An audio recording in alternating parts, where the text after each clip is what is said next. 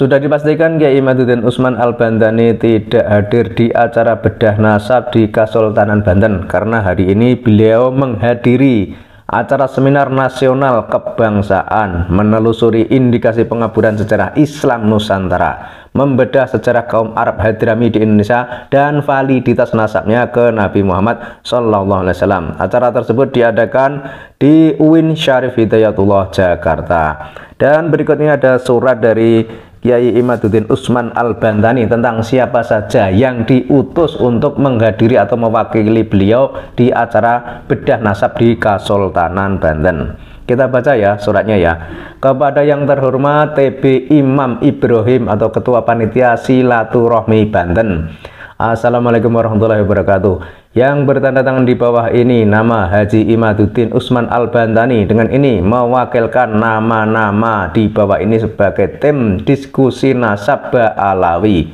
Adapun nama-nama tersebut adalah nomor 1 Tengku Muda Qori Al-Qusaisi, nomor 2 Kiai Haji Khotimi Bahri, nomor 3 Kiai Abdul Aziz Jazuli LCMH, nomor 4 KHR Salim Ampel, nomor 5 KHR DR Dasep Supriyatna Ubaidillah PhD. Kelima nama tokoh tersebut di atas mewakili saya dalam menyatakan bahwa nasab Ba'alawi adalah nasab mardud atau mungkotik.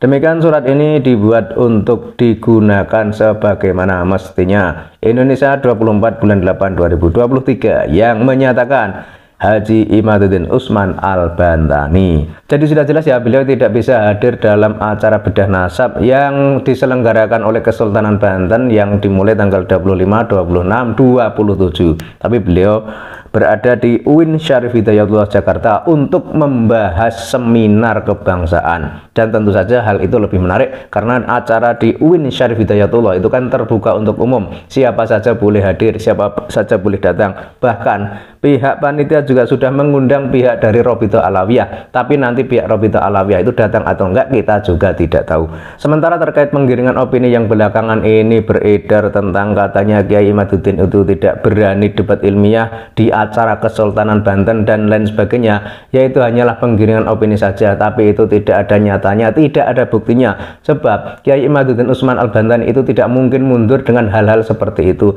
Jadi beliau itu sangat paham tentang hal seperti itu. Lagian kalau misalkan debat nasab di Kesultanan Banten itu pihak Ketua Robito Alawiyah saja tidak datang, ya kenapa Kiai Imaduddin harus datang? Ini kan persoalannya itu kan nasab Ba'alawi ya, dan dalam hal ini Ketua Robito itu otomatis harus tahu dan harus bertanggung jawab. Jadi kalau Ketua Robitohnya saja hanya mengutus wakil, jadi buat apa Kiai Imaduddin Usman Al-Bantani hadir di acara tersebut? Kemudian di acara UIN Syarif Hidayatullah Jakarta ini juga terbuka untuk umum. Jadi misalkan para Ba'alawi itu mau mendebat atau mau diskusi tentang nasab dengan Kiai Imaduddin, itu tentu saja dilayani. Dan beliau itu sangat terbuka. Jadi bukan ada istilah itu kok Kiai Imaduddin itu takut atau lari, itu tidak ada ya. Tapi terbuka, siap menerima debat ilmiah. Kalau misalkan acara yang di Banten itu kan terindikasi ada sesuatu hal yang tidak mengenakkan toh. Itu kan ada desas-desus yang katanya itu biar nanti cuma terjadi islah, kemudian pihak Kiai Imaduddin itu tidak membahas lagi nasab Ba'alawi. Padahal yang namanya nasab itu kan sebuah kebenaran. Jadi semua itu harus diungkapkan, harus dijelaskan ke publik. Tidak ada istilah islah, itu tidak ada. Jadi nanti itu yang namanya kebenaran ya harus diungkapkan. Jadi kalau misalkan Ba'alawi itu bukan zuriyah Nabi, ya harus dinyatakan seperti itu.